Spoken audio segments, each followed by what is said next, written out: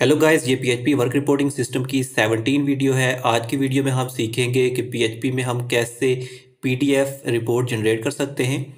तो यहाँ पे मैं एज आ एडमिन लॉगिन हूँ। तो यहाँ पे एडमिन अगर कोई भी डेट सिलेक्ट करता है, यहाँ से कोई भी डेट सिलेक्ट करने के बाद रिपोर्ट जनरेट पे अगर क्लिक करे, तो अगर इस डेट में किसी भी एम्प्लॉय ने अपनी वर्क रिपोर्ट सबमिट की हो, अपना डेली वर्क जो है वो सबमिट किया हो, तो उसकी रिपोर्ट जनरेट हो जाएगी। चाहे वो 10 एम्प्लॉयज़ हों, 15 एम्प्लॉयज़ हों, 20 एम्प्लॉयज़ हों, जितने भी एम्प्लॉयज़ हैं उन्होंने वर्क सबमिट किया होगा अगर इस डेट में, तो उसकी एक पीडीएफ फाइल में एक रिपोर्ट जनरेट हो जाएगी। तो इस बटन पे क्लिक करने के बाद अभी मैं अगर इस बटन पे क्लिक करता हूँ तो अभी कुछ भी नहीं हो रहा। तो पीडीएफ पीएचपी में पीडीएफ जनरेट करने के लिए हमें कुछ चीज़ों की ज़रूरत होती है। सबसे पहले हमने यूज़ करना है कंपोज़र का। कंपोज़र को इंस्टॉल करने के बाद हमने पीएचपी की एक पीडीएफ लाइब्रेरी यूज़ करनी है, जैसा कि एफपीडीएफ, एमपीडीएफ, इस तरह की लाइब्रेरीज़ होती हैं पीडीएफ जनरेट करने के लिए पीएचपी में। तो हम यूज़ करेंगे एमपीडीएफ लाइब्रेरी का, लेकिन सबसे पहले हमें कंपोज़र की ज़रूरत है। तो सबसे पहले आपने कंपोज़र को डाउनलोड कर लेना है। कंपोज़र डाउनलोड करने के लिए यहाँ पर अगर आप जाएँ, कंपोज़र लिखें, तो ये देखें getcomposer.org के नाम से एक वेबसाइट है, कंपोज़र की ऑफिशियल वेबसाइट। इससे आप इसको डाउनलोड कर सकते हैं। यहाँ पे आगे और इसके बाद ये देखें यहाँ पे ये डाउनलोड लिखा हुआ है, तो इसको डाउनलोड पे क्लिक करें और यहाँ पे Windows installer download and run composer setup.exe file, तो इस पर क्लिक कर दें। तो ये डाउनलोडिंग इसकी स्टार्ट हो चुकी है। ये देखें आप नीचे,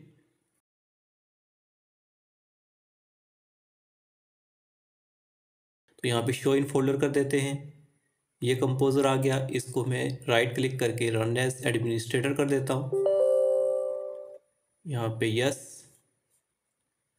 install for all users, and यहाँ से नेक्स्ट कर देते हैं इसको। और यहाँ पे ये देखें ऑटोमेटिक ही उसने पाथ सेलेक्ट कर लिया। लेकिन अगर सी ड्राइव में आपका ज़ेम्प इंस्टॉल नहीं है, किसी और ड्राइव में है, तो यहाँ से आप उसको यहाँ से ब्राउज़ करके ये पाथ आप दे दें, ये पाथ सेलेक्ट कर लें। ये पाथ आप देख सकते हैं, सी ड्राइव में जेम का फोल्डर, उसके अंदर पीएचपी का फोल्डर, उसके अंदर php.exe। तो ये पाथ आपने देना है अगर यहाँ पे ऑटोमेटिक नहीं आ रहा। तो यहाँ पे मेरा तो ऑटोमेटिक आ गया यहाँ पे, चूँकि सी ड्राइव में अगर इंस्टॉल हो तो ऑटोमेटिक ही आ जाता है। इसके बाद नेक्स्ट के बटन पर क्लिक कर दें एंड फिर नेक्स्ट, नेक्स्ट और डाउनलोड, सॉरी, ये यहाँ पे आ रहा है डाउनलोडिंग कंपोज़र, प्लीज़ वेट। सो फिर नेक्स्ट एंड फिनिश। ओके, बस कंपोज़र बहुत ही लाइट वेट था। ये यहाँ पे ये डाउनलोड भी कर लिया हमने और इंस्टॉल भी कर लिया। अब चेक करने के लिए कि ये इंस्टॉल हुआ है या नहीं हुआ, तो हम यहाँ पे CMD टाइप करेंगे, यानी कि कमांड प्रॉम्प्ट में यहाँ पे अगर हम लिखें कंपोज़र, इंटर प्रेस करें, तो ये देखें ये रन हो रहा है। यहाँ पे मैं टॉप पे आ जाऊँ वापस, तो ये लिखा हुआ है कंपोज़र और इसका वर्जन भी आ रहा है 2.4.3। तो ये वर्जन कंपोज़र का इंस्टॉल हो चुका है। अब कंपोज़र इंस्टॉल करने के बाद जो सेकंड चीज़ है वो हमने एमपीडीएफ लाइब्रेरी को यूज़ करना है। तो एमपीडीएफ लाइब्रेरी को भी इंस्टॉल करना पड़ेगा। तो इसके लिए एमपीडीएफ लाइब्रेरी को हम यूजिंग यहाँ पे CMD कमांड के थ्रू ही उसको इंस्टॉल करेंगे यहाँ पे। तो उसके लिए एमपीडीएफ लाइब्रेरी के लिए कंपोज़र की ज़रूरत थी हमें। तो अब हम यहाँ पे कंपोज़र, यहाँ पे एमपीडीएफ अब इंस्टॉल करने जा रहे हैं हम। तो यहाँ पे मैंने कंपोज़र लिखा, कंपोज़र के बाद रिक्वायर, उसके बाद mpdf/mpdf और यहाँ पे उसका वर्जन आप लिखते हैं, कौन सा वर्जन आप इंस्टॉल करना चाहते हैं। तो मैं करना चाहता हूँ 8.1।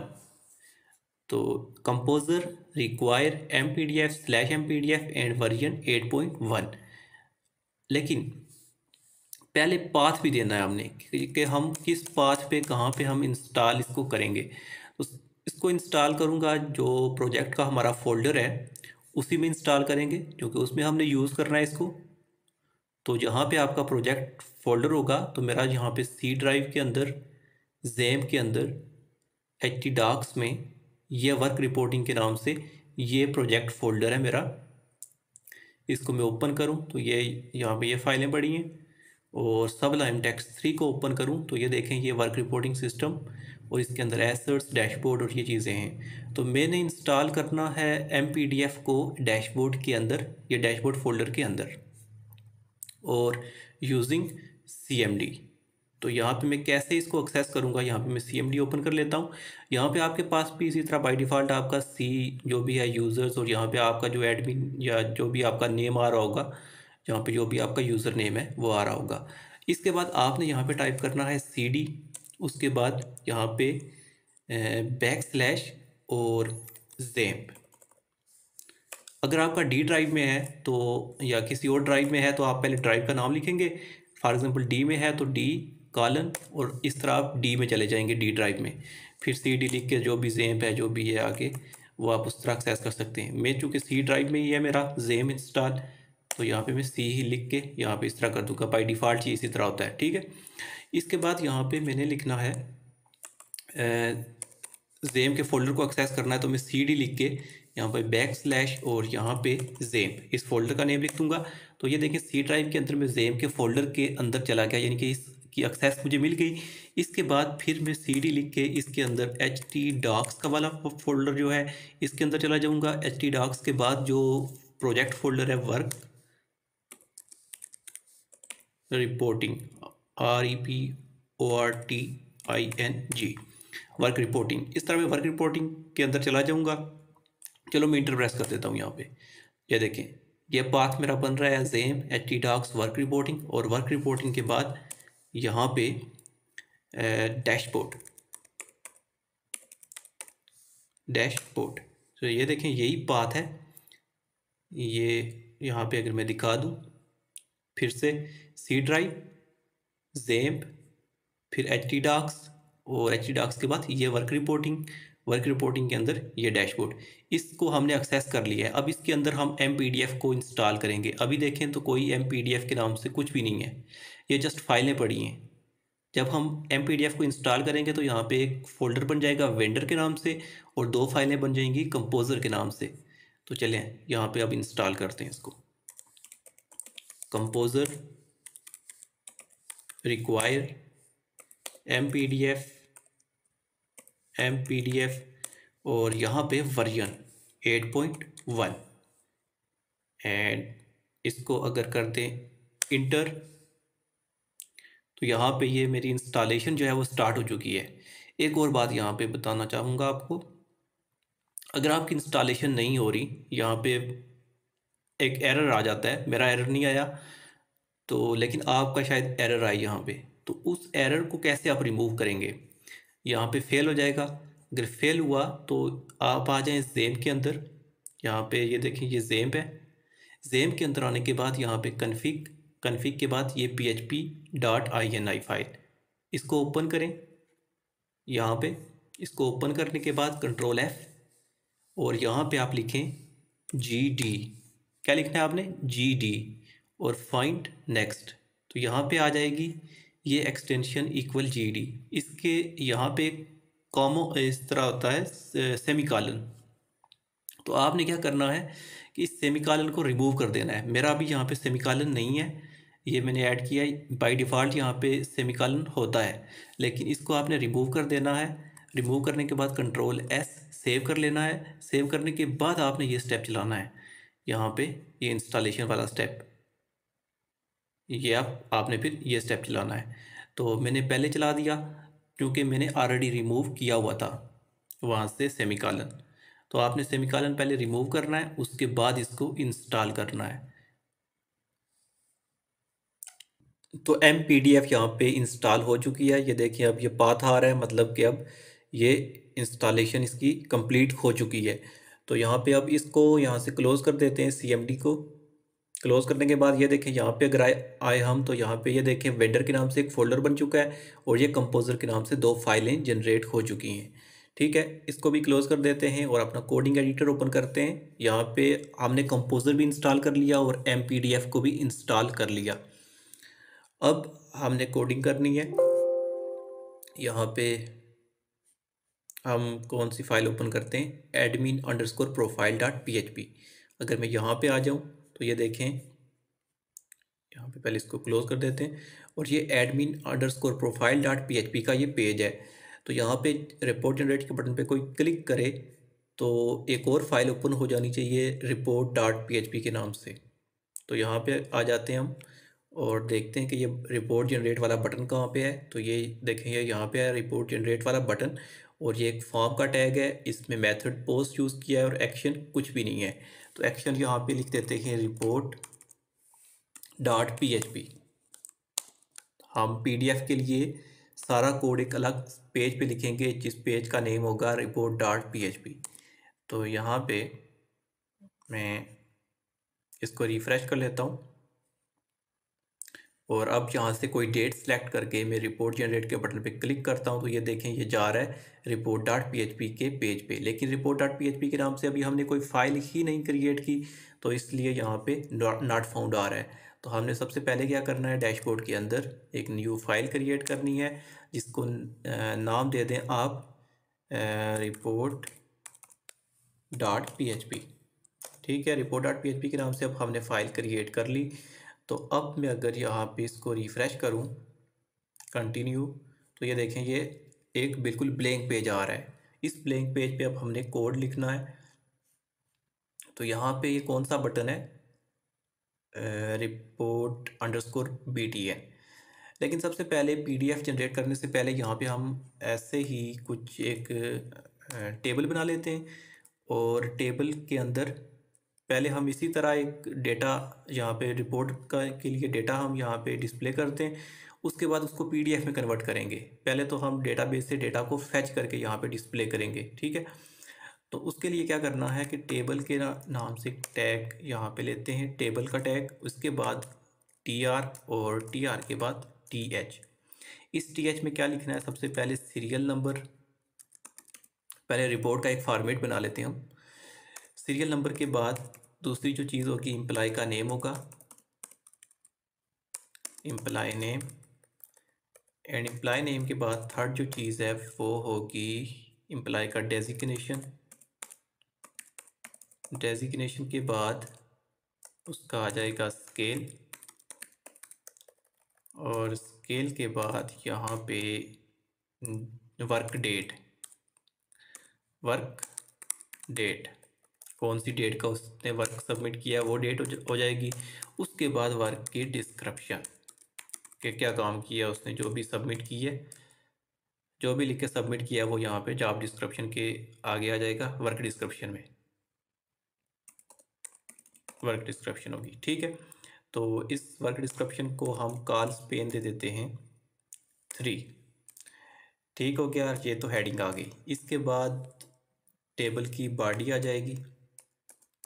टेबल बॉडी में भी सेम एज इट इज़ इसी तरह रो, पहला टी डी यहाँ पे टी लिखना था हमने, और टी में अभी हम मैनुअली यहाँ पे 1 लिख देते हैं, और यहाँ पे इसी को कॉपी पेस्ट कर लेते हैं, नीचे कॉपी किया और यहाँ पे पेस्ट कर दिया। जस्ट हमने क्या करना है, TH की जगह TD करना है। तो यहाँ पे ये भी, और मैं सारे सिलेक्ट करके एक ही दफ़ा यहाँ पे TH को रिमूव करके TD कर देता हूँ, ठीक है। यहाँ पे इसको थोड़ा सा सीक्वेंस में कर देते हैं। ओके, सो ये हो गया। यहाँ पे Ctrl+S और यहाँ पे आए और इसको रिफ़्रेश करें तो ये इस तरह से डिस्प्ले हो रहा है, ठीक हो गया। इसके बाद यहाँ पे अगर ऊपर आ जाए हम टेबल बॉडी के अंदर बॉर्डर भी दे देते हैं इसको, बॉर्डर 1। उसके बाद जी हम दे देते हैं इसको विड्थ पूरी 100% दे देते हैं। उसके बाद सेल पैडिंग दे देते हैं 10 और सेल स्पेसिंग दे देते हैं 0। ठीक हो गया, Ctrl+S करें और यहाँ पे आके इसको करते हैं रिफ़्रेश। तो ये एक टेबल बन चुका है। अब यहाँ पे कॉल स्पेन हमने ऊपर हेडिंग में तो 3 दिया है, लेकिन नीचे भी हमने इसको यहाँ पे 3 दिया हुआ है, ठीक है, ये आ गया। तो ये अभी हमने इसी तरह एक क्या कह सकते हैं आप इसको, मैनुअल एक टेबल डिज़ाइन किया है, कोई डायनामिक टेबल नहीं है। तो अभी हम डेटाबेस से डेटा को फैच करके इसको डायनामिक बनाएंगे। तो यहाँ पे सबसे पहले अब हम PHP का कोड लिखते हैं, यहाँ से शुरू करते हैं। और सबसे पहले तो फाइल इंक्लूड कर लेते हैं हम कन्फिग, चूँकि डेटाबेस से हमने यहाँ से कनेक्शन करना है, तो डेटाबेस की फ़ाइल यहाँ पे ये कन्फिग वाली फ़ाइल इंक्लूड कर लेते हैं, config.php। ठीक हो गया, तो कन्फिग वाली फ़ाइल हमने ऐड कर दी। इसके बाद इफ़ इस सेट $_post और बटन का नेम क्या था, report_btn, तो इसको लिख देते हैं यहाँ पे। और इस बटन पे जब भी कोई क्लिक करे तो यहाँ पे एक मैसेज आए इको ओके।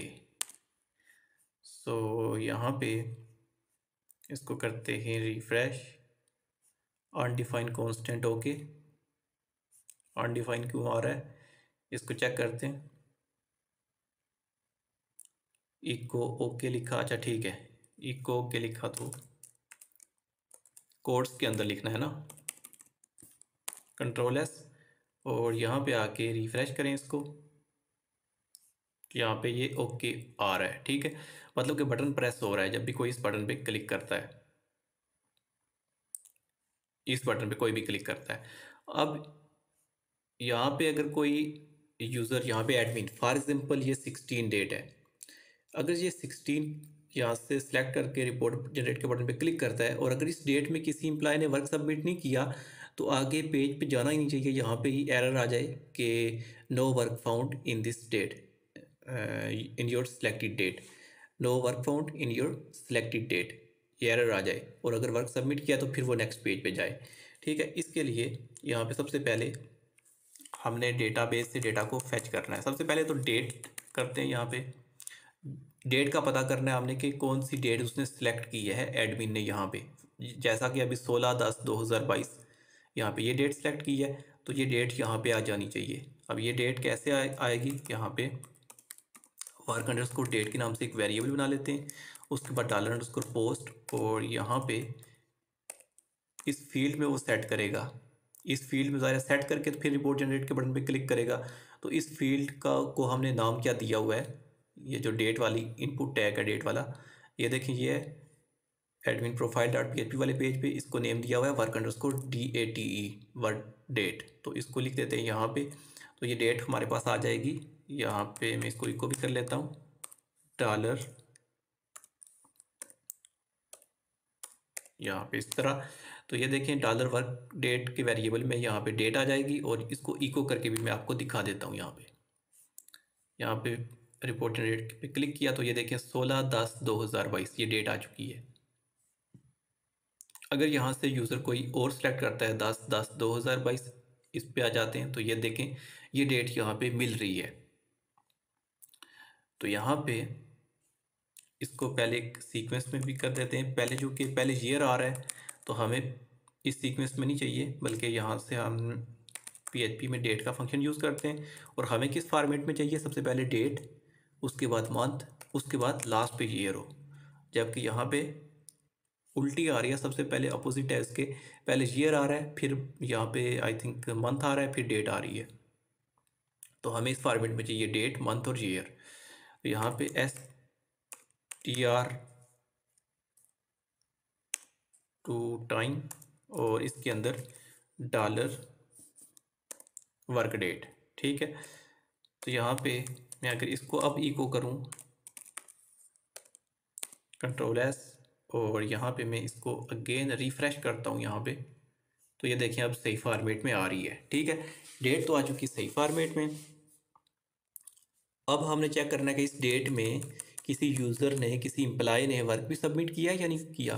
तो वर्क सबमिट कौन से टेबल में होगा, यहाँ पे work_tbl में, इसमें किसी यूज़र ने सबमिट किया हुआ है वर्क या नहीं किया हुआ उस डेट में, ये चेक करना है अब हमने। तो इसके लिए ज़ाहिर सेलेक्ट क्यूरी यूज़ करेंगे। सबसे पहले SQL एक वेरिएबल बना लेते हैं, उसके बाद सेलेक्ट ऑल फ्रॉम, कौन से टेबल से चेक करना है हमने, वर्क टेबल से। यहाँ पे एक और चीज़ है, यहाँ पे हम दो टेबल से डेटा को फैच करेंगे। एक हमने वर्क यूज़र जो है, एम्प्लॉय जो होगा, उसने जो वर्क सबमिट किया है उसकी डिस्क्रिप्शन हमें चाहिए, और उसके साथ साथ उस यूज़र का नेम, डेजिग्नेशन वगैरह, स्केल वगैरह, वो चीज़ें भी हमें ज़रूरत है। तो वो चीज़ें यूज़र अंडरस्कोर टेबल इस टेबल के अंदर होंगी। फॉर एग्जांपल यहाँ पे वर्क टेबल के अंदर ये एम्प्लॉय की आईडी है 4। अब यूज़र टेबल में देखते हैं कि 4 आईडी किसकी है। तो यहाँ पे 4 आईडी है ये जॉन स्मिथ की। तो इसका नेम भी, इसका डेजिग्नेशन, इसका स्केल, ये चीज़ें भी यहाँ पे रिपोर्ट में डिस्प्ले होनी चाहिए। मतलब कि दोनों टेबल से डेटा को हमने फैच करना है। तो दोनों टेबल से जब हम फैच करते हैं तो उसके लिए हम यूज़ करते हैं जॉइन का। तो यहाँ पे मैं यूज़ करूँगा लेफ़्ट जॉइन का। ठीक हो गया। लेफ़्ट जॉइन किसके साथ, इसको चेक कर लेते हैं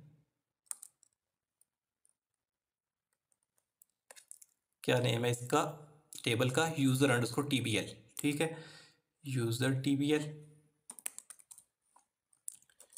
यूज़र अंडरस्कोर TBL ऑन, यहाँ पे work underscore TBL dot employee underscore ID equal हो। अब यहाँ पे दो टेबल जब भी हम करते हैं, दो टेबल से डेटा फैच, तो यहाँ पे किसी ना किसी एक यूनिक की होती है, उसकी बेस पे करते हैं, फॉरेन की जिसको कहते हैं, फॉरेन की। तो यहाँ पे ये देखें, ये की 4 और यहाँ पे वर्क टेबल के अंदर ये 4, इसको हमने मैच करना है। ठीक है, तो इसको मैच करने के लिए यहाँ पे ये देखें, वर्क टेबल के अंदर जो एम्प्लॉय आईडी है वो, और उसके बाद यूज़र अंडरस्कोर टेबल के अंदर जो डॉट आईडी है, ये अगर इक्वल हो, एंड देन यहाँ पे वेयर की कंडीशन भी लगाएंगे। वेयर किस पे, इस डेट पे हमने स्पेसिफिक एक डेट का डेटा चेक करना है। तो यहाँ पे वेयर कंडीशन लगाएंगे वर्क अंडरस्कोर डेट, और ये डेट किसके इक्वल हो, डॉलर वर्क अंडरस्कोर डेट के। तो ये क्यूरी बन गई, और यहाँ पे क्यूरी के नाम से एक वेरिएबल बना लेते हैं, और यहाँ पे फंक्शन माइसिक्वल क्यूरी, यहाँ पे डॉलर कनेक्शन और डॉलर SQL। ठीक हो गया। इसके बाद डॉलर रोज़ के नाम से वेरिएबल बना लेते हैं, माइसिक्वल I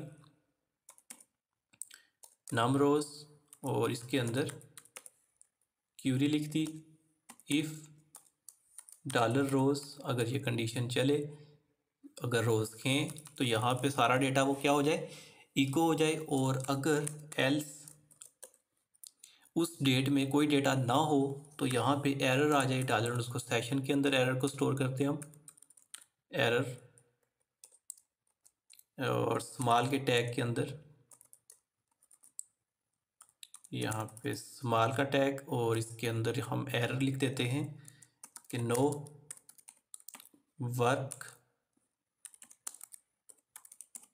found in your selected date. ठीक है, तो FP स्मॉल लिख देते हैं। इसके बाद इसका कलर वगैरह अगर चेंज करना है, रेड करना हो, तो यहाँ पे ही हम क्लास दे देते हैं बूटस्ट्रैप की टेक्स्ट डेंजर। ठीक है, और इसके बाद जब हम सेशन में स्टोर कर लेते हैं तो उसके बाद उसको रीडायरेक्ट कर देते हैं वापस किस पेज पे हमने डिस्प्ले करना है इसको, admin underscore profile dot PHP पे एरर को डिस्प्ले करना है। तो यहाँ पे मैं admin underscore profile dot PHP लिख देता हूँ। ठीक हो गया, यहाँ पे एडमिन प्रोफाइल डॉट PHP पे तो चला जाएगा। लेकिन यहाँ पे एक और चीज़ है कि सेशन को जब भी यूज़ करते हैं तो हम सबसे पहले सेशन को स्टार्ट करते हैं। तो हमने सेशन को स्टार्ट करने के लिए एक फंक्शन लिखा था हेडर डॉट PHP वाली फाइल में, तो उसको हम हर फाइल में इंक्लूड कर लेते थे, लेकिन इस फाइल में हमने उसको इंक्लूड नहीं किया हुआ। तो इसलिए यहाँ पे हम सेशन स्टार्ट का फंक्शन भी लिख लेते हैं। ओके, सो अब यहाँ पे मैं अगर जाऊँ वापस बैक, रिफ़्रेश करते हैं, तो यहाँ पे मैं कोई डेट ऐसे सिलेक्ट करता हूँ। यहाँ पे अगर वर्क टेबल के अंदर देखें तो यहाँ पे 9/10/2022 और 9/10 में, यानी कि 9 अक्टूबर में वर्क सबमिट हुआ है। उसके अलावा बाकी किसी डेट में वर्क सबमिट नहीं हुआ। तो यहाँ पे मैं 9 के बजाय यहाँ पे मैं अभी 16 सेलेक्ट करके रिपोर्ट जनरेट पे क्लिक करता हूँ, तो ये देखें वापस इसी पेज पे रीडायरेक्ट कर रहा है उसको। लेकिन यहाँ पे एरर मैसेज अभी डिस्प्ले नहीं हो रहा, तो एरर मैसेज को डिस्प्ले करते हैं यहाँ पे। यहाँ पे फॉर्म के ऊपर, फॉर्म के टैग के ऊपर यहाँ पे, तो यहाँ पे मैं PHP लिख देता हूँ और इफ़ इस सेट के अंदर वही सेशन और एरर। ठीक हो गया। इसको करते हैं कॉपी करने के बाद यहाँ पे $MSG इक्वल इसको कर देते हैं और इसको भी इको कर देते हैं। इको करने के बाद सेशन को अनसेट कर देते हैं, सेशन की वैल्यू को। ओके, सो ये देखें, इससे आपने इको कर लिया सेशन को। यहाँ पे अब आके मैं यहाँ पे कोई भी डेट सेलेक्ट कर लेता हूँ, 18। इस पर क्लिक किया तो ये देखें, no work found in your selected date. इस डेट में कोई वर्क सबमिट नहीं हुआ, लेकिन इस डेट में हुआ है, इस नो वाली डेट में इसमें हुआ है। तो इस पे अगर ये सिलेक्ट करके अगर क्लिक करें तो नेक्स्ट पेज पे जाना चाहिए, तो ये जा रहा है। ठीक है। अब यहाँ पे रिपोर्ट भी जनरेट होनी चाहिए। तो रिपोर्ट जनरेट करने के लिए PDF में अब हम कोड करते हैं, इसको कर देते हैं क्लोज और report.php पे यहाँ पे ही कोड लिखते हैं। अब हमने इफ़ और एल्स की कंडीशन तो लिख दी। एल्स की कंडीशन में हमने एरर को डिस्प्ले तो कर दिया, सेशन में स्टोर कर दिया। अब जो भी PDF वाला कोड करना है वो हमने इफ़ स्टेटमेंट के अंदर यहाँ पे करना है। ठीक है। तो इसके लिए सबसे पहले जो नीचे हमने टेबल बनाया था, पहले तो इसको करते हैं कॉपी। इसी टेबल के अंदर हमने डेटा को डिस्प्ले करना है। सबसे पहले यहाँ से ये टेबल है और इसको मैं यहाँ टेबल बॉडी तक, इस टैग तक यहाँ से कट कर लेता हूँ। कट कर लिया मैंने। कट करने के बाद यहाँ पे आके यहाँ पे मैं एक वेरिएबल बना लेता हूँ $HTML के नाम से। इसके बाद इक्वल, इसके बाद सिंगल कोट्स के अंदर मैं इसको पेस्ट कर देता हूँ जो कॉपी किया है, और यहाँ पे सेमीकोलन। अब ये सारा जो कंटेंट है ये एक वेरिएबल के अंदर स्टोर हो गया। उस वेरिएबल का नेम है $HTML। आप कोई भी नाम दे सकते हैं, ज़रूरी नहीं कि HTML ही दें। मैंने $HTML दिया है। ठीक है। इसके अंदर मैंने ये आधा जो टेबल का टैग था, टेबल और ये टेबल रो हेडिंग वगैरह टेबल बॉडी तक ये स्टोर कर लिया। इसी तरह इसके बाद मैं यहाँ पे एक और काम करता हूँ, बल्कि मैं पहले इसको भी कॉपी कर लेता हूँ। यहाँ से इस TR से लेके इस TR तक ये भी मैं कट कर लेता हूँ। यहाँ से ऊपर आ जाता हूँ वापस, और इस सेमीकोलन के बाद में फिर डॉलर, वही वेरिएबल जो ऊपर बनाया था वही वेरिएबल आपने दोबारा लिखना है। और एक ही वेरिएबल का अगर सेम आप नेम देंगे तो यहाँ पे फिर हम डॉट का यूज़ करते हैं, क्योंकि ऊपर भी हमने इसी नाम से वेरिएबल लिया है $HTML के नाम से। अब अगेन हम इसको यूज़ करेंगे तो यहाँ पे डॉट लिख के फिर इक्वल लिखेंगे और फिर सिंगल कोट्स के अंदर उसको पेस्ट कर देंगे और सिंगल कोट्स के बाहर सेमीकोलन से उसको एंड कर देंगे। अब हमने इस टेबल बॉडी और ये दो टैग रह गए हैं तो इसको भी कट करें और वापस ऊपर आ जाते हैं यहाँ पे, और यहाँ पे फिर वैसे ही हम $HTML और यहाँ पे सिंगल कोट उसके अंदर पेस्ट किया इसको, और यहाँ पे सेमीकोलन से एंड कर दिया। ठीक है। 3 वेरिएबल हमने बना लिए, तीनों के अंदर हमने वो टेबल को स्टोर कर लिया, उसको डिवाइड करके 3 पार्ट्स में 3 वेरिएबल के अंदर स्टोर कर लिया। वेरिएबल का नेम सेम ही है। ओके, तो अब हम मज़ीद यहाँ पे कोड लिखते हैं। यहाँ पे डेटा तो $SQL सेलेक्ट क्यूरी लगा दी। क्यूरी यहाँ पे ये देखें MySQL क्यूरी का फंक्शन भी यूज़ कर दिया। अब डेटा को फैच करने के लिए हम कौन सा फंक्शन यूज़ करते हैं? MySQL फैच एसोसिएटिव या फैच अरे। तो उसको हम लिखेंगे कहाँ पे? ये जहाँ से टेबल बॉडी का टैग स्टार्ट हो रहा है, सेमीकोलन एंड हो रहा है, यहाँ से यहाँ पे हम एक पहले वाइल लूप लगाते हैं। लूप के अंदर डेटा को हम डिस्प्ले करेंगे, चूँकि मल्टीपल डेटा होगा तो एक से ज़्यादा रिकॉर्ड हमने डिस्प्ले करने हो तो क्या यूज़ करते हैं? लूप का यूज़ करते हैं। तो यहाँ पे पहले तो मैं एक वेरिएबल बना लेता हूँ, $रो के नाम से ही बना लेते हैं। इसके अंदर में MySQL फैच एसोसिएटिव और यहाँ पे क्यूरी का वेरिएबल। ठीक है। यहाँ से ये स्टार्ट हुई लूप और कहाँ पे एंड होगी जाके? यहाँ पे ये देखें, यहाँ से स्टार्ट हो रही है और यहाँ पे एंड हो रही है, यानी कि इस रो के अंदर ये जो दूसरा हमने वेरिएबल लिया है $HTML के नाम से, पहला तो ऊपर है, उसके बाद ये दूसरा, ये नीचे तीसरा। तो दूसरा जो पूरा वेरिएबल है इसको हमने किसके अंदर रख लिया, वाइल लूप के अंदर। ठीक है, तो यहाँ पे डॉलर रो और डॉलर रो कट की, और यहाँ पे इम्प्लाई का नेम हमने डिस्प्ले करना है। तो इसके लिए सिंगल कोड के बाद यहाँ पे डॉट डॉट, और यहाँ पे लिख देंगे हम डॉलर रो, और इसके अंदर यहाँ पे हमने क्या डिस्प्ले करना है, फुल नेम। ठीक है, यहाँ पे फुल नेम आ जाएगा। उसके बाद इसी को कॉपी करें और यहाँ पे सिंगल कोट्स को भी कॉपी करना है, यहाँ से सारा सिंगल कोट और यहाँ तक सिंगल कोट कॉपी किया, नीचे पेस्ट किया यहाँ पे। और अब फुल नेम की जगह यहाँ पे क्या था, यूज़र अंडरस्कोर डेजिग्नेशन। इसके बाद फिर यहाँ पे पेस्ट करेंगे और फुल नेम की जगह यहाँ पे यूज़र अंडरस्कोर स्केल। ठीक है, उसके बाद यहाँ पे डेट हो जाएगी।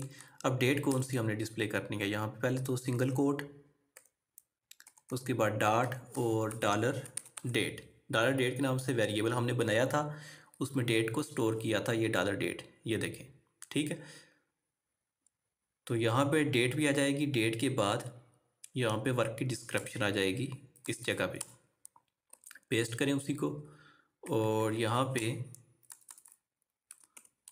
वर्क अंडरस्कोर डिस्क्रिप्शन आ जाएगी। ओके, सो सारी चीज़ें आ चुकी हैं सिवाय सीरियल नंबर के। तो सीरियल नंबर के लिए हम यहाँ पे डॉलर काउंट के नाम से एक वेरिएबल लेते हैं, इसको 0 वैल्यू दे देते हैं, और यहाँ पे आके सिंगल कोट्स के अंदर डॉट डॉट लिख के यहाँ पे इंक्रीमेंट कर देते हैं डॉलर काउंट। ठीक है, तो ये सारी चीज़ें हो चुकी हैं। अब इसको पीडीएफ में कन्वर्ट करना है। अभी तो हमने जस्ट एक वेरिएबल के अंदर इन चीज़ों को स्टोर किया है, सिंपल सेलेक्ट क्यूरी का यूज़ किया है, उसके बाद वाइल लूप का यूज़ करके हमने इको कर दिया सारा डेटा यहाँ पे इको लिखने की ज़रूरत नहीं है, जो कि अब हम यहाँ पे इसको पीडीएफ में कन्वर्ट करेंगे। तो पीडीएफ कन्वर्ट करने के लिए यहाँ पे इसके बाद ये जो $HTML यहाँ पे क्लोज हो रहा है, बल्कि हाँ, इसके बाद यहाँ से हम कोड करते हैं पीडीएफ में कन्वर्ट करने के लिए। पीडीएफ में कन्वर्ट करने के लिए सबसे पहले हमें एमपीडीएफ यहाँ पे ये दिखा देता हूँ, ये composer.json के नाम से जो फाइल है, यहाँ पे ये देखें, ये वर्जन 8.1 पीडीएफ का इंस्टॉल हो चुका है, जो कि हमने सीएमडी के थ्रू किया था। उसके बाद वेंडर के अंदर एक फ़ाइल होती है autoload.php के नाम से, ये हमने इंक्लूड करनी है, इसको हमने इंक्लूड करना है। तो मैं इस लाइन को ही यहाँ से कॉपी कर लेता हूँ। ये ऑटोलोड वाली फाइल है एक। अब मैं यहाँ पे आ जाता हूँ, जिस पेज पे हम कोड लिख रहे थे मैं उसी पेज पे आ चुका हूँ। यहाँ पे ये पेस्ट कर दिया रिक्वायर वंस डायरेक्टरी, और यहाँ पे हमने क्या लिखना है, autoload.php। यहाँ पे कंपोजर नहीं बल्कि कौन से फोल्डर में, वेंडर।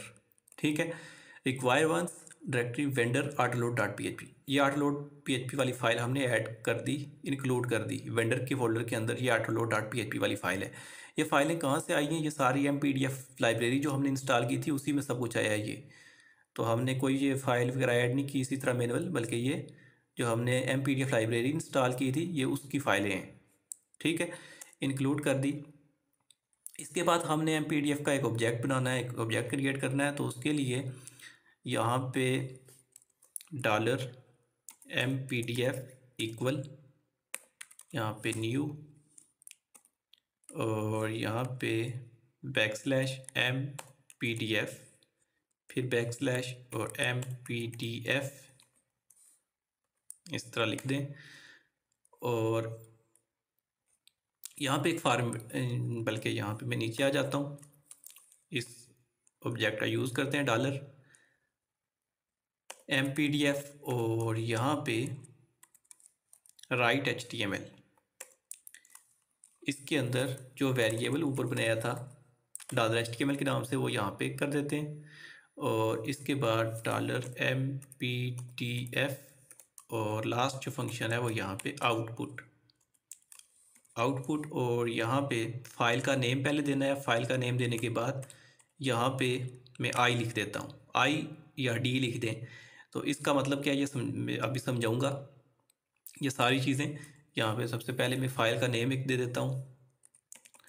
फाइल का नेम क्या रख लेते हैं, अपनी मर्ज़ी से कोई भी नाम रख लें कि जो फाइल यूज़र के पास पीडीएफ में जनरेट हो उसका नाम क्या हो। तो मैं चाहता हूँ उसका नाम हो report.pdf, ठीक है। और ये जो डॉलर फाइल के नाम से वेरिएबल है इसको कॉपी करके मैं कर देता हूँ यहाँ पे पेस्ट और यहाँ पे सेमीकोलन।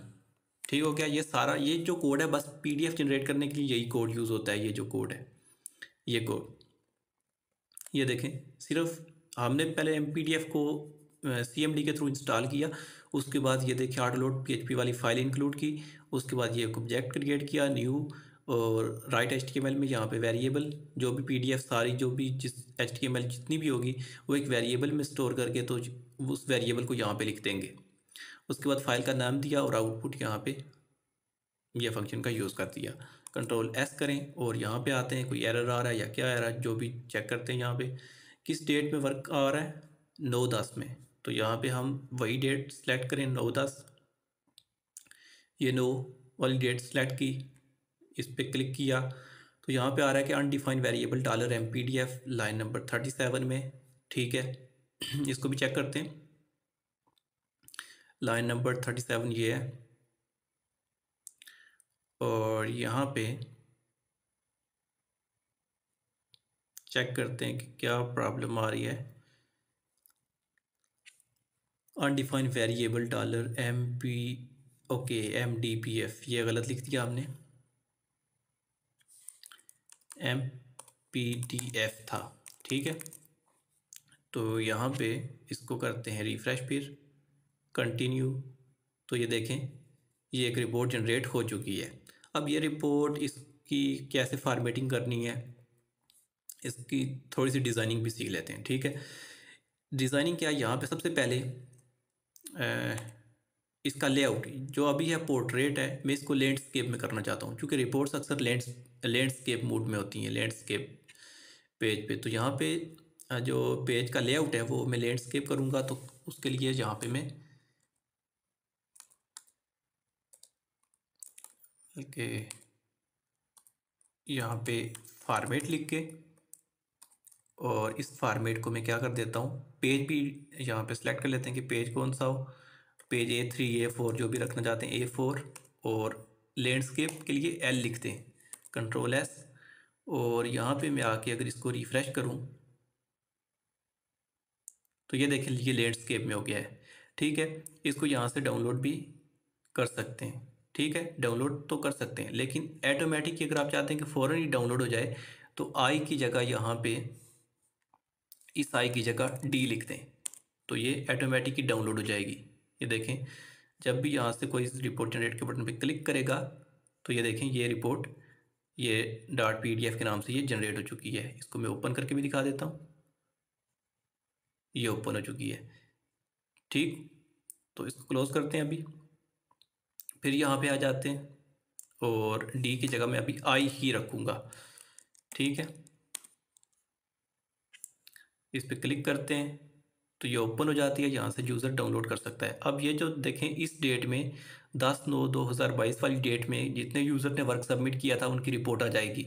इसी तरह अगर किसी और डेट में किया है तो सिर्फ उस डेट की जो भी यूज़र यहाँ पे डेट सेलेक्ट करेगा, यहाँ पे जो डेट सेलेक्ट करेगा सिर्फ उसी डेट की रिपोर्ट जनरेट होगी डेट वाइज, ठीक है। तो अभी इसी डेट में सिर्फ वर्क है तो इसी डेट की रिपोर्ट आ रही है। तो मैं इसलिए किसी और डेट को अगर सिलेक्ट करता हूँ यहाँ पे फॉर एग्ज़ाम्पल 10 को, इस पर क्लिक करता हूँ तो इसमें चूँकि वर्क नहीं आ रहा, इस डेट में किसी ने भी वर्क सबमिट नहीं किया हुआ तो इसलिए कोई डेटा यहाँ पे नहीं आ रहा, एरर आ रहा है। तो इस डेट में किया हुआ है सबमिट, ये देखें 2 यूज़र्स ने, तो उन 2 यूज़र्स का यहाँ पे 2 यूज़र्स की यहाँ पे रिपोर्ट जनरेट हो रही है, ठीक है। इसी तरह डेली जो भी यूज़र वर्क सबमिट करेगा तो डेली बेसिस पे उनकी डेट वाइज एक रिपोर्ट जनरेट हो जाएगी।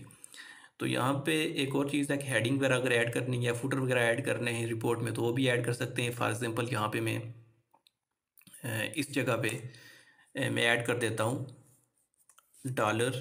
$mpdf सेट HTML हेडर, तो इसके अंदर मैं यहाँ पे P का टैग यूज़ कर लेता हूँ, बल्कि H3 और H3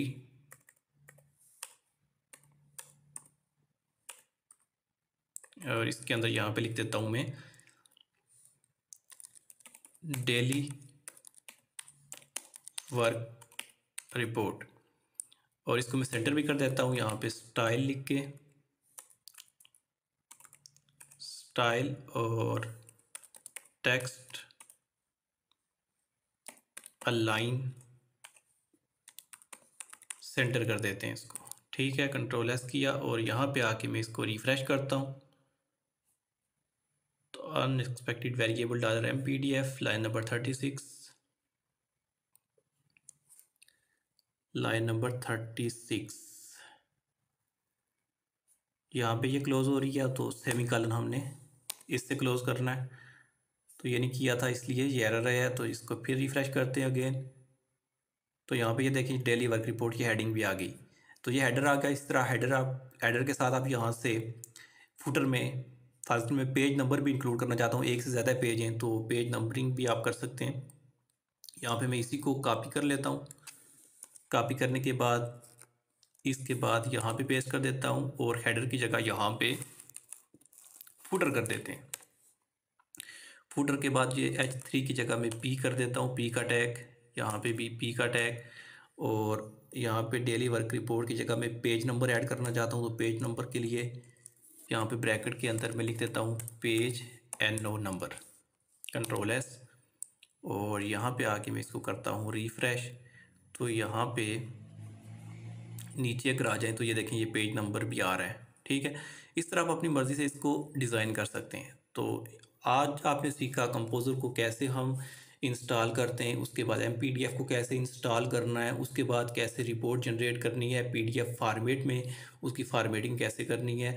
तो काफ़ी लेंथी वीडियो थी और PDF MPDF को कवर किया आज के टॉपिक में हमने, और हमारा प्रोजेक्ट भी ऑलमोस्ट कंप्लीट हो चुका है। जैसा कि आपको मैंने स्टार्टिंग में डेमो दिखाया था वैसा प्रोजेक्ट हमने क्रिएट कर लिया है। अब इससे नेक्स्ट वीडियो में हम कुछ जो थोड़ी बहुत सिक्योरिटी पॉइंट ऑफ व्यू से कुछ जो हमने यहाँ पे गलतियाँ की हैं उन गलतियों को ठीक करेंगे और इसकी डिज़ाइनिंग को भी बेहतर करेंगे, और जो छोटे मोटे चेक्स लगाने हैं वो भी लगाएंगे हम। ठीक है, तो मिलते हैं नेक्स्ट वीडियो में, तब तक के लिए बाय, टेक केयर, अल्लाह ने के बाद।